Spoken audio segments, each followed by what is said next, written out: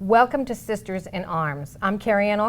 And I'm Renee Gagne, and together we serve as a Second Amendment resource for the communities of Massachusetts. Today is our 4th episode, and we have 2 special guests with us. We have Mike Pelonzi and Cory Daras from Safety Academy USA in Beverly, Mass. Thank you guys for joining us today. This is Thanks awesome. for having us. Great to see you again. Yeah, it's awesome. So why don't you tell them why they're here and what they did for us a couple months? Oh my gosh, yes. A couple weeks ago, you came to teach our class, our Armed Women of America meeting. It was awesome. You taught them all about pepper spray. Things that I've been telling people for years because it's what I've been taught. You know, if you don't have pepper spray, use wasp spray. You know, all the stuff you hear on the internet. Myth that just won't die. Right. Right, so you're here to kibosh all that. We hope to, yes. And have a little fun too. So we'll start with that. What is pepper spray? So pepper spray is oleoresin capsicum. We call it OC for short. You may see it abbreviated that way. It's actually made from the oily resin from a chili pepper that you would cook with or find in your kitchen, mixed with some aerosol propellants and packaged for personal defense. So it's a food, is what you're saying. It's food. It's food mixed with an aerosol propellant. Nothing else. It's just a food product. And it's actually regulated by the American trade spice industry. Really? It is. Wow. Now you said personal protection, and some of our audience don't really understand what that means, so maybe you can explain that a little bit. So personal protection, we talk about zones. Zone 1, the attack is on. Zone 2, hearing the neck stands up, sixth sense kicks in, something's not right, and Zone 3 is beyond. So we like to keep our students in Zone 3, far away, and that's So what. With At Zone least- 3 this distance? At least Yes. from you to I. So Zone 3 is beyond, and the thing with pepper sprays is it allows you to do that at a variety of distances, which Cory will talk about in a few minutes, about the differences in the distance and also the effects it has on people. Yeah. Oh, yeah. Oh, That's we the other actually question. have a video that shows the effects, Yeah. So what? physiological effects on the human body. Which we can is show that video. Pretty incredible.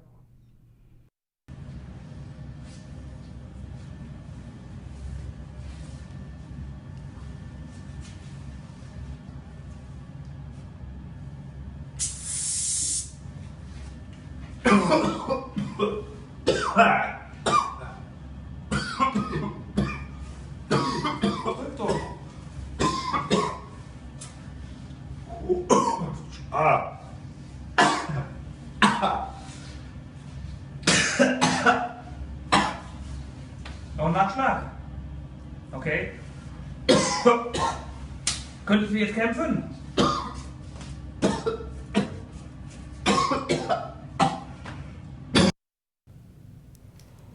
That's crazy. So I think we can all see that he wasn't enjoying that at all. That was an MMA fighter, and I'm not sure if you could hear, but all of his trainers are laughing at him because he's unable to even throw a few punches, and he tapped out after a minute, 4 seconds. Now, I've dabbled in the boxing sport a little bit, and I know that when you train hard for fights, which he obviously has done and is doing, sometimes you wear masks to deprive yourself of oxygen. Like these guys, that is the epitome of the perfect, Yes, physically trained his human. respiratory capability couldn't looked do it. extremely robust. Right. I don't think the average assailant would be that Right. fit. So, And yeah. and his response was immediate. I mean, involuntary contracture of the ocular muscles.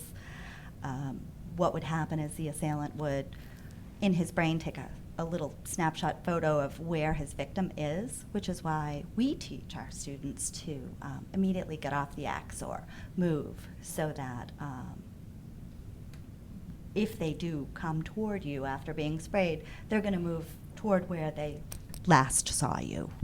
So as a person trying to defend themselves, I would spray. So I have 2 jobs. I want to spray and move. I don't want to spray and stand still. I want to move. Exactly. What you want to do is spray crosswise across the person's face as close to across their face as you can. We want to activate the tear ducts and the mucous membranes, maybe get it in their mouth, and you're going to move. You're going to move immediately and look for a second perpetrator. Yes. Yep. That's the one that when you guys taught the class, I was like, geez, I'm not thinking about that. I'm thinking of just fleeing the scene. Right. So it's so important because very rarely do they come in one, right? There's usually a pair or more. Yep. Well, even with the firearm training too, they teach you, if you have to use your firearm, look behind you both ways, because there could be Oh, potential absolutely. another person that's there with them. 'Cause what do you always say? Cowards work in pairs. Yeah, cowards work in pairs. Unfortunately, these bad people have friends who are also bad, and they kind of congregate together and hang out and do bad things together. And that's where we need to, take a stand against them. Now, how far away was that guy? How far away can the spray go? I'd say they were about 12 feet, which is the minimum. The smallest, generally the smaller sort of handheld containers project about 12 feet. The medium size, which is more what a police officer, corrections officer, canine officer would wear, 15 to 18 feet. And then the home defense size, this sort of that you would have in your home, 25 feet. Oh, wow. So there's different types of pepper spray that you can buy depending on what you're wanting it to use Yes, it and you for. should consider that when purchasing. You want to make sure that you pick one that works with your lifestyle. I know Renee took hers running the other day. We love to see people dog walking with it because it does work on dogs and coyotes. Here on the North Shore, here in Massachusetts, we do have a lot of coyotes, and I know people worry about that when they're outside, when they're out with their dogs and kids. So, What about bears? Because we've heard that too. Now that Massachusetts is getting more bears coming down. So bear spray is a different product. It's a pesticide, and it's not rated for human respiratory system. Okay. Same thing. I know you talked about wasp and hornet spray earlier. That's also pesticide, not rated. You don't want to use that in someone's respiratory system. I want to touch on the respiratory system real quick. One thing, when you saw that video, he couldn't throw a punch because not only could he not see, but his mucous membranes were expanding, giving him the appearance or the feeling that he could not breathe. Now, we take breathing for granted until we cannot. That can create a psychological effect of fear, panic, disorientation, or even better yet, a physiological effect of hyperventilation, where the person hyperventilates themselves so they pass out, which is perfect. Because someone passes out, two things go on. They're no longer a threat, they breathe normal. He was amongst friends, so I believe what he was experiencing was the feeling that he could not breathe, and that's why he tapped out after a minute. That's what you want, because then you have a That's chance to get out. Exactly what you want. Which is definitely another question we had regarding what do you do after something happens and you have to use a firearm. I mean the pepper spray. So if you do spray someone, and we want to really make sure that people understand that it is a food product and everyone's going to be fine in an hour, spray someone when you feel like they're being assaultive, when you believe that you should, or a coyote or a dog. When you feel like your life's in When danger. you, don't wait, because again, the whole purpose of this tool is that it gives us protection at a distance. We can stay safe without engaging physically with someone else. And it's probably a good alternative too for gun-free zones because we have them, right? It is a good alternative to gun-free course. zones. It's a natural food grade product. You can bring it everywhere except a courthouse, federal building, or Post office. no, you can bring it in a post office. Oh, nice. Just airports, airplanes. Oh, But nice. Unlike firearms, you can't bring it in a post office. Right. That you can Okay. bring this into the post office. So now you said you wouldn't want to use wasp spray or any of those products. So in my head, I'm like, yes, I do. I want to ruin these people's respiratory tract, but So, there's litigation. Well, that's not the only question. problem. So most pesticides developed for wasps and hornets are neurotoxins. So spraying a person spraying a person with a neurotoxin could ruin their eyesight or their respiratory Permanent system damage, you mean? permanently. Yeah. And whenever you talk about permanent bodily damage, you get into all sorts of trouble. Pepper spray will never do that. Neurotoxins are something we want to stay away from. Yeah. So you, Yeah, no, getting back to neurotoxin, I know there's a lot of things out there on the internet people see about spraying people.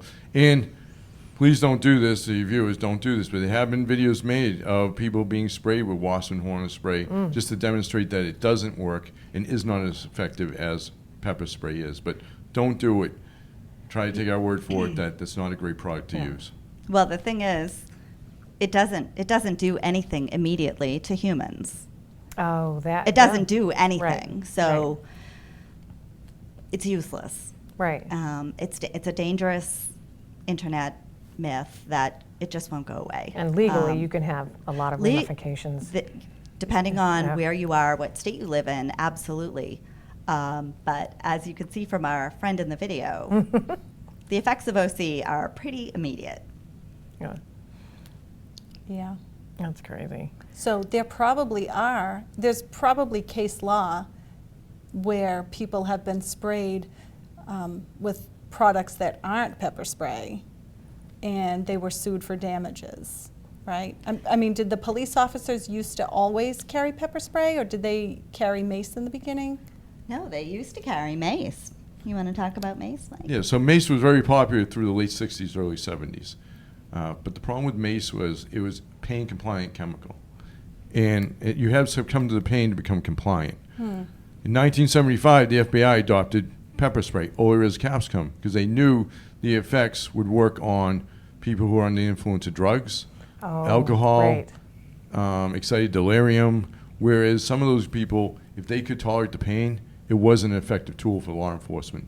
So Oh. really, the FBI paved the way in 1975, and now it's oleoresin capsicum across the board. Wow, that's crazy. Yeah. It is. It's So a safer product. Mace was dependent upon the person's brain actually recognizing that they're in pain in order to be effective. Right. This does not. So I don't think people understand that you can get pepper spray pretty much anywhere nowadays. And so what would someone look for regarding a product, and what specific things should they look for when they buy pepper spray? Well, they should inspect the ingredients. Okay. Make sure that it contains oleoresin capsicum in a sufficient amount, and That's they a can talk mouthful. to they can talk to the person they purchase it from. Should be able to advise them as far as their purposes. One thing you want to be careful of when you're purchasing pepper spray is there's a lot of different mixtures out there. Some people put tear gas in with Oh. oleoresin capsicum, which takes away from the non-lethal irritant part of the law. Oh, So you want to stick with strictly oleoresin capsicum and stay away from all the crazy tear gas. Yeah. a Also, good some point. have ultraviolet dye in it, and that's okay. I've never seen many people prosecuted over the ultraviolet dye aspect of it, but it doesn't hurt. right. Whereas, CS and CN mixtures do cause Yes. a problem. Mace is an eye irritant and can cause permanent eye damage. Oh, well, these are good things to know, Yeah. because I don't think a lot of people understand No. this, because anybody really can buy it, but then when you buy it, what do you do next, right? Because Right. like we do with firearms, we train, and I would assume you would do the same thing. We train all the time, actually, with the pepper spray. And So there was, when you were at our class, which I can't thank you enough for was a lot volunteering of their fun. time. Great seeing you. and, Great being and there. Oh, the Thanks. ladies loved it. We had It a was- full class, great. which was amazing. There was also a picture of me actually spraying you which was really, really cool because it just showed how important it is to train. And it kind of gave you, there it is right there, it kind of gave you the whole feeling of it, even though we knew we weren't really in danger, but didn't you feel that way? So organically, and then the other man jumped out as the second Oh, perpetrator. Yep. And Well, the biggest takeaway from that picture right there was, what do you do after you spray? So she had her cell phone in her other hand, and she called 911, and the first thing she gave was her location, which is so important, because if you give your location first, the dispatcher can get someone out to you quicker than if you babble on about, I just sprayed pepper spray and waste Yes. 2 minutes on. that's not the first thing they need to know. The Right. first thing they need to know is where you are, Right. how to get to you. Because a cell phone, they're not gonna be able to ping you the same as a landline, so it's Right. gonna take longer for dispatch to get you if you're on a cell phone. And let's face it, we all have cell phones now. We do. Yep. We do. Mike, do you have a career in law enforcement? Yeah, I worked for the Sheriff's Department for many years. The last 3 years, my career was in the training department. And then I went on to do training with other companies. The guys got in the federal buildings in New England. I worked at training at their academy. But the travel was kind of crazy, so now I just do it as a contractor, part-time Yeah. with them. And, it's great to train them. It's great to train civilians as well. It's always, we have an old saying, we go home.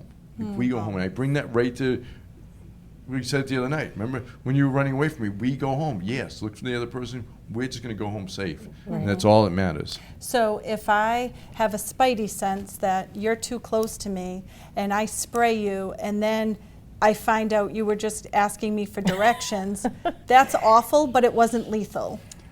And that's what's so important. You can always apologize when everyone's fine in an hour. Right, Right. right.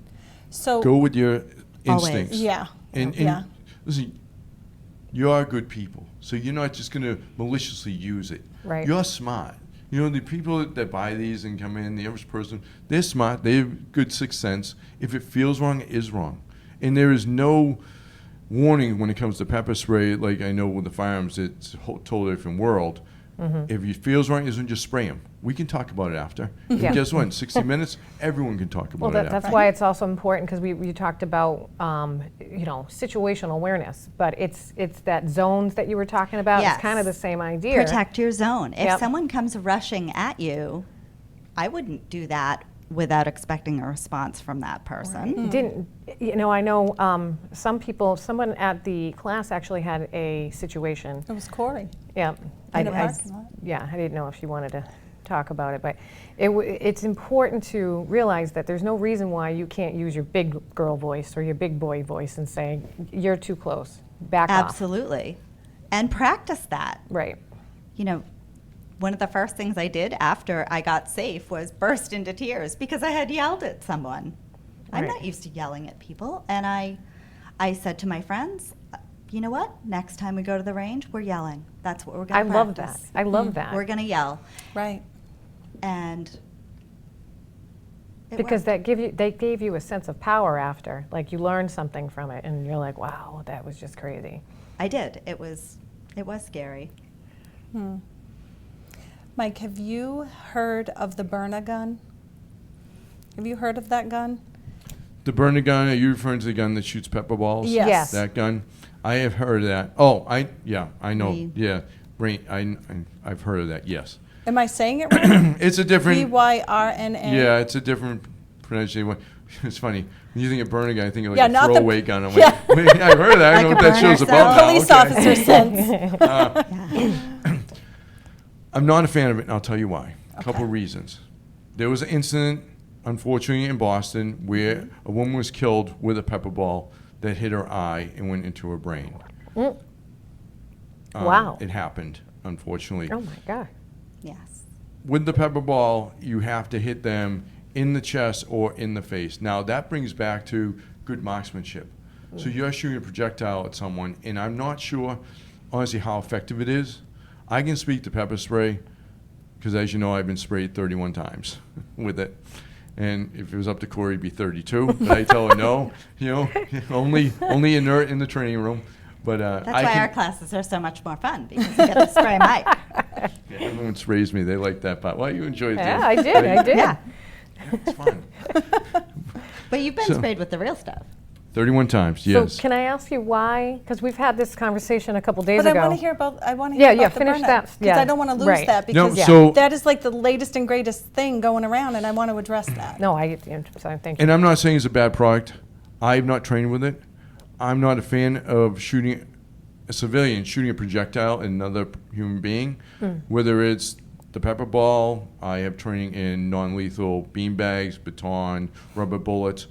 Good applications for law enforcement corrections, but not a great application for the civilian world.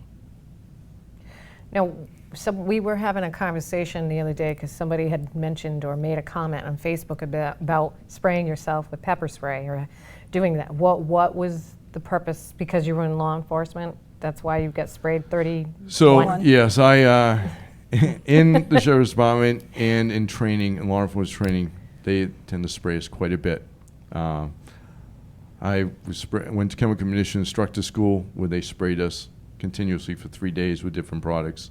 And then a lot of in-service training where I got sprayed once a year. And it just continued on. So it's all been training. Well, and I think research. they want you to understand what's going to happen to you physiologically. Should it happen? If you get To sprayed, you. how to work through it? Is that why they Yes. do it? Yeah. Yes, because there's old saying, first one in, first one sprayed in a fight. And it's not your partner means to spray you, it just happens. So that's a whole nother aspect of it. So that's how I've accumulated over the years, because I've been doing this almost 25 years now. But you're not saying that civilians should practice Right. pepper spraying each Thank other. you. That was my next Absolutely thing. not. Okay. If they really want to know what would happen, should they deploy their pepper spray at an assailant and they immediately turn and run away? If anything, they may catch a bit of the sense of walking into a kitchen where someone were cutting lots of onions or something, but completely tolerable, and you're moving through it. So, Right. You're not sticking around. oh Right, no, you're no. going home. You're looking for the second perpetrator and activating 911. And as far as training goes, if people are thinking about spraying each other, please don't. Yeah. We have a Lord. big support staff when we do that. Right. Because people do have a tendency, even 31 times later, I tell myself I can breathe because it's a horrible feeling. Right. But sometimes guys do pass out. So we've had guys that just panic and run away, and we have to catch them and have a support staff around that area. So it takes many people to do actual level 1 contamination training. Yeah. Well, that's the other thing with pepper spray. Pepper spray is biodegradable. You don't need a hazmat team or Well, that's anything true. to Right. decontaminate a scene after use like you would with wasp spray Right. or bear spray or some other nonsense that somebody grabbed, fire extinguishers. You were in the Marines as well, right? Yes. Did they train that way too? We did not train with OC. We trained with CN in the gas chamber, which was wholly unpleasant. Ooh. So that's tear gas? Yes. So I believe that burn-a-gun has pepper spray and tear gas mixed in some it does? propellants. Wow.